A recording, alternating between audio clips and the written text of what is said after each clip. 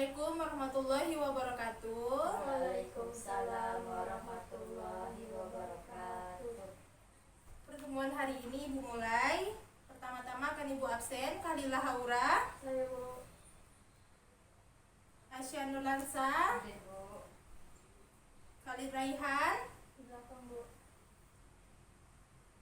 Elo. Izin present ya Bu. Nah, sebelum kita masuk ke materi, ada yang mengetahui tentang sholat Jumat? Tidak Bu. Kalau begitu akan kita mulai dengan menonton video ini dulu ya. Kalian bisa perhatikan video ini.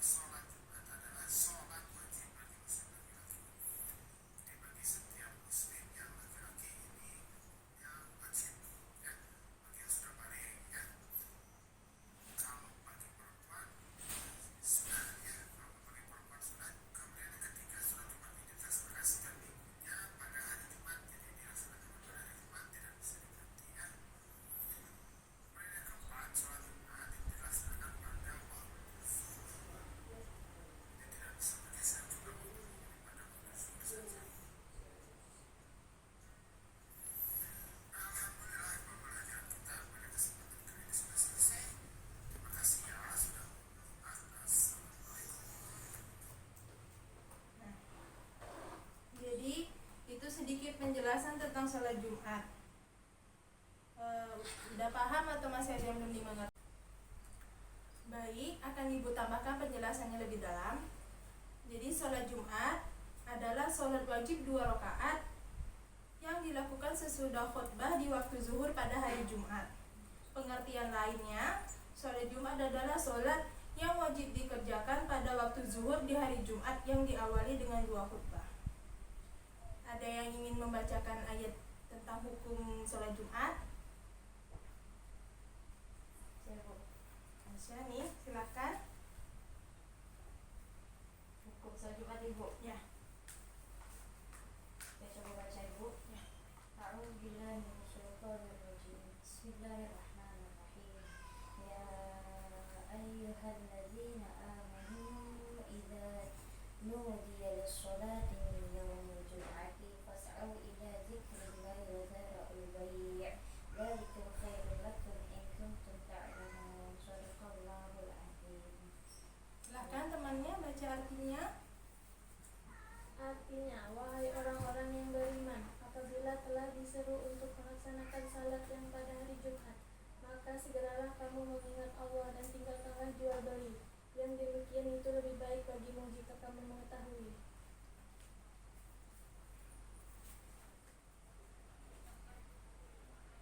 Jadi, hukum sholat Jumat itu adalah hukumnya fardu ain. Fardu ain bagi setiap muslim laki-laki yang sudah dewasa, berakal sehat, merdeka dan tidak sedang musafir. Lalu, sholat Jumat itu tidak wajib bagi perempuan, anak-anak, hamba sahaya, orang sakit dan orang-orang yang sedang dalam perjalanan.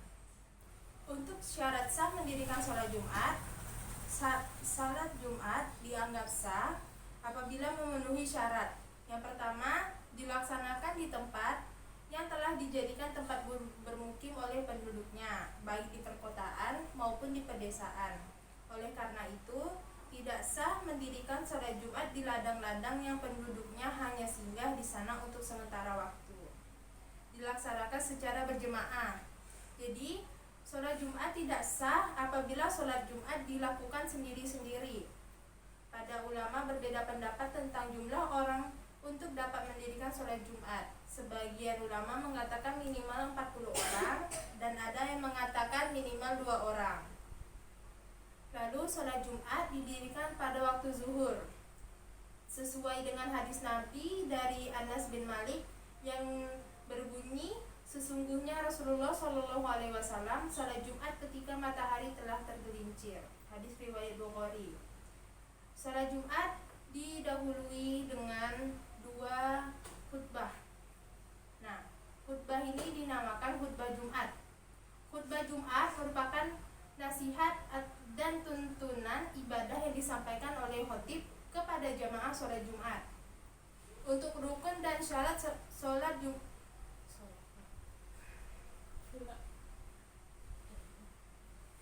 khutbah Jumat merupakan nasihat dan tuntunan ibadah yang disampaikan oleh khatib kepada jamaah sholat Jumat. Untuk rukun dan syarat khutbah Jumat ini, yang pertama, rukunnya pertama mengucapkan puji-puji kepada Allah Subhanahu wa taala. Yang kedua, membaca sholawat atas Rasulullah SAW. Yang ketiga, mengucapkan 2 kalimat syahadat. Yang keempat, berwasiat atau bernasihat. Yang kelima, membaca ayat Al-Quran pada salah 1-2 khutbah. Yang keenam, berdoa untuk semua umat Islam pada khutbah yang kedua. Untuk syarat khutbah Jumat, yang pertama, khutbah Jumat dilaksanakan tepat siang hari saat matahari tinggi dan mulai bergerak condong ke arah barat. Yang kedua, khutbah Jumat dilaksanakan dengan berdiri jika mampu. Yang ketiga, khatib hendak duduk di antara 2 khutbah. Yang keempat, khutbah disampaikan dengan suara yang keras dan jelas. Yang kelima, khutbah dilaksanakan secara berturut-turut jarak antara keduanya. Yang keenam, khatib suci dari hadas dan najis. Yang ketujuh, khatib menutup aurat. Untuk sunnah khutbah Jumat, yang pertama, khutbah dilaksanakan di atas mimbar atau di tempat yang tinggi. Yang kedua, khutbah disampaikan dengan kalimat yang fasih, terang dan mudah dipahami. Yang ketiga, khotib menghadap ke jamaah sholat Jumat. Yang keempat, khotib membaca sholawat atau yang lainnya di antara dua khutbah. Nah, sampai di situ ada yang ingin bertanya? Saya ingin bertanya. Silahkan. Tadi kan Ibu jelaskan bahwa sholat Jumat bagi perempuan itu tidak wajib. Ya. Tapi apakah perempuan boleh melaksanakannya? Lalu dilakukan sebelum atau sesudah laki-laki atau bersama-sama? Jadi, sholat Jumat itu tidak diwajibkan bagi kaum wanita. Tapi kalau wanita itu mau melaksanakan sholat Jumat itu boleh. Sholat Jumatnya bersama imam sholat Jumat, maka sholatnya sah. Tapi jika perempuan itu melaksanakan sholat Jumat sendiri di rumah, maka dia harus melaksanakan sholat zuhur sampai 4 rakaat. Sholat zuhur dilaksanakan setelah masuknya waktu sholat atau setelah matahari condong ke barat, dan tidak boleh bagi seorang wanita untuk melaksanakan sholat Jumat sendiri. Paham? Nah, sampai di sini Ibu akan membuat kalian berdua kelompok ini. Jadi kalian berdua berdiskusi menjawab tentang pertanyaan-pertanyaan yang akan ibu berikan tentang sholat Jumat. Ya, ini kertasnya. Ya, silahkan berkelompok. Jadi kalian berkelompok mendiskusikan tentang pengertian sholat Jumat. Lalu kalian tuliskan hukum sholat Jumat, syarat wajib sholat Jumat, dan syarat mendirikan sholat Jumat. Silahkan. Ibu beri waktu ya.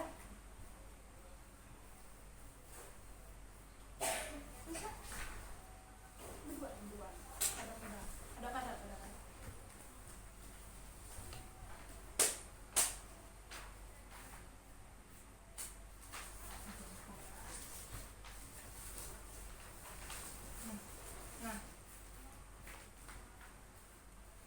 Nah, itu pun jawabannya lalu. Itu ada jawabannya.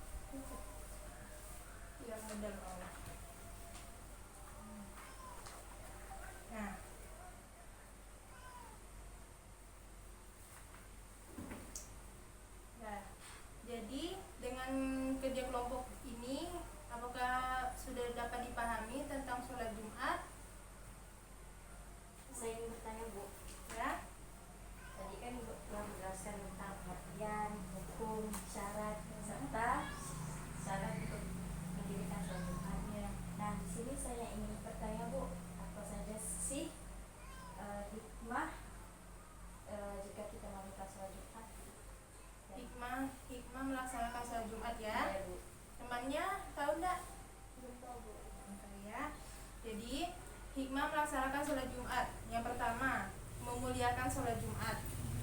Yang kedua, menguatkan tali silaturahmi. Kita bisa mengetahui kondisi jamaah yang lainnya. Misalkan, jika kita melihat ada jamaah yang sedang dilanda kesusahan, kita bisa membantu mereka. Atau jika ada yang jarang ke masjid karena sakit, kita bisa menjenguk mereka. Bahkan, jika kita melihat ada yang bermaksiat, kita bisa langsung menasihatinya. Dari sini umat Islam bisa mewujudkan semangat tolong-menolong dalam kebaikan dan takwa, sekaligus saling menasihati dalam kebaikan dan kesabaran dengan cara amar ma'ruf nahi munkar. Yang ketiga, berkumpulnya umat Islam dalam masjid merupakan salah satu cara untuk mencari ibadah kepada Allah Subhanahu wa taala. Yang keempat, dengan sering berjamaah ke masjid bisa menambah semangat bekerja kita karena terbiasa melihat orang-orang yang semangat beribadah di masjid. Yang kelima, dapat melipat gandakan pahala kebaikan. Yang keenam, membiasakan diri untuk disiplin terhadap waktu. Selain itu juga ada halangan sholat Jumat. Ada beberapa hal-hal yang dapat dijadikan sebagai alasan untuk tidak melaksanakan sholat Jumat. Yang pertama, sakit. Orang yang sakit diperbolehkan tidak melaksanakan sholat Jumat, tetapi masih tetap harus melaksanakan sholat zuhur. Yang kedua, hujan lebat, angin kencang, dan bencana alam yang menyulitkan untuk melaksanakan sholat Jumat di masjid. Yang ketiga, musafir. Musafir itu seseorang yang sedang melaksanakan perjalanan jauh. Tidak ada masjid-masjid di sekelilingnya, jadi tidak bisa singgah di masjid untuk sholat Jumat. Lalu yang terakhir, perjalanan menuju tempat melaksanakan sholat Jumat tidak aman. Seperti misalkan lagi ada demo, jadi mau arah ke masjid nih terhalang karena demo itu, jadi tidak aman jalannya. Jadi hal-hal tersebut bisa menjadi halangan dalam melaksanakan sholat Jumat. Sudah paham semuanya? Baik, pertemuan kita hanya sampai di sini.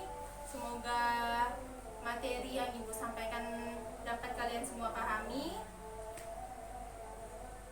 Terima kasih anak-anak. Assalamualaikum warahmatullahi wabarakatuh. Waalaikumsalam warahmatullahi wabarakatuh. Terima kasih.